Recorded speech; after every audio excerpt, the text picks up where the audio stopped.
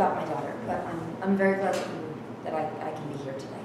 So what seems to be the problem? Well, she was here about 18 months ago for her corrective surgery for her cleft palate, but she's not doing very well. How old is Martha? She's 3.5 now, and she just started pre-K, and she's having a very hard time. And we've spoken to all the SLPs in our town, but it's just things aren't working, and we need to fix this. Does she have any siblings? Yeah, she has a brother, Ricardo. Do they get along? Oh God, do they get along? They're inseparable when they're at home, but Nice. but I think now that they're in different pre-K classes all day, Marta doesn't really know what to do without him, because Ricardo is one of the few people that really understands what Marta is saying, and if Ricardo's not there, she ends up just losing it. She throws tantrums. Her teacher says that she was throwing herself on the floor the other day and crying because she couldn't make herself understood, and I don't know what to do about that. I've spoken to the SLP at her school, and they've given her this what's the word? The FM system. Oh yes. Because she, her hearing's so at least she can hear the teacher, but it's not enough. If you don't mind me asking, what's your highest educational level? I got good grades in high school.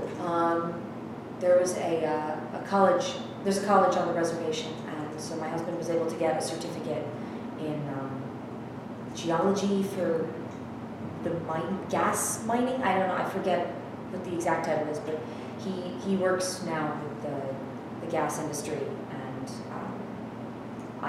so he's off. So is he? Oh, so he's off. Yeah, the thing is, he's like a surveyor. So when he's away doing his job, he can be gone for a couple of days at a time, and it's been really hard, particularly on Ricardo, her brother. But so who does Marta spend most of her time? Mostly me, Ricardo.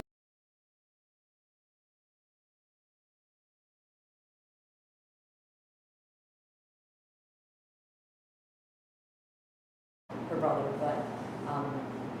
but so who does Marta spend most of her time? Mostly me, Ricardo. My mother-in-law lives just down the street, so at least she's able to kind of be there and help out. But yeah, it's really just like the three of us.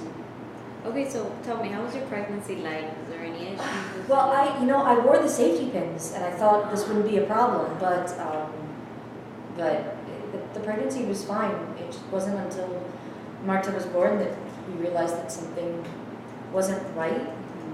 They gave her some kind of test when she was born, and she didn't do so well on it. I didn't quite understand what it was, but when I started nursing her, the milk kept coming out of her nose. And she wouldn't swallow it, and it wasn't until the doctors took a really good look at her that they saw she had something called submucous cleft. Oh, okay, exactly. And a submucous cleft, and so apparently it meant that she couldn't swallow, and so we tried to just make do, but it just got worse and worse, and she ended up staying really, really small while her brother got bigger and bigger. And I know there's always a big difference between boys and girls, but but did you take any drugs, any alcohol abuse? No.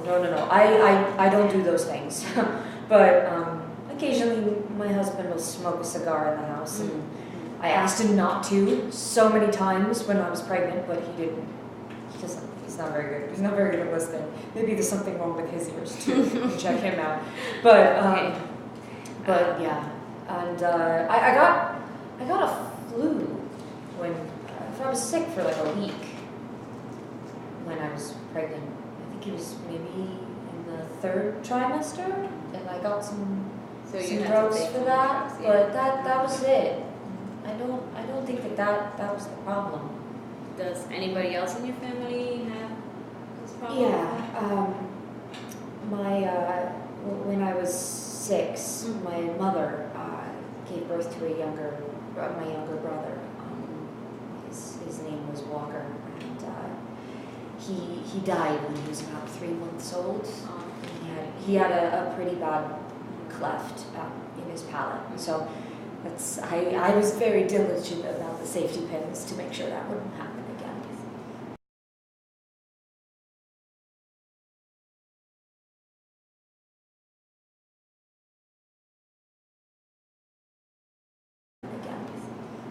Who was she seeing before? Another SLP in your area?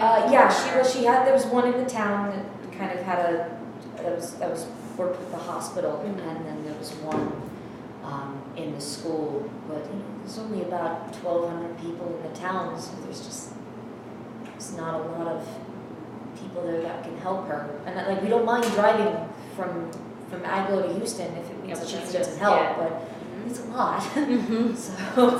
So we tried to do some other things first, but if this is the only way to help her, then we're here. What was the surgery like? She already had her surgery. Yeah, she had her surgery at 18 months. And her eating is a lot better now. So, she's gotten a lot better in terms of I don't see the milk. I don't see food in her nose anymore, and she's gained a whole bunch of weight. She's at the same, she's doing a lot better on that front. But her speech doesn't sound right still.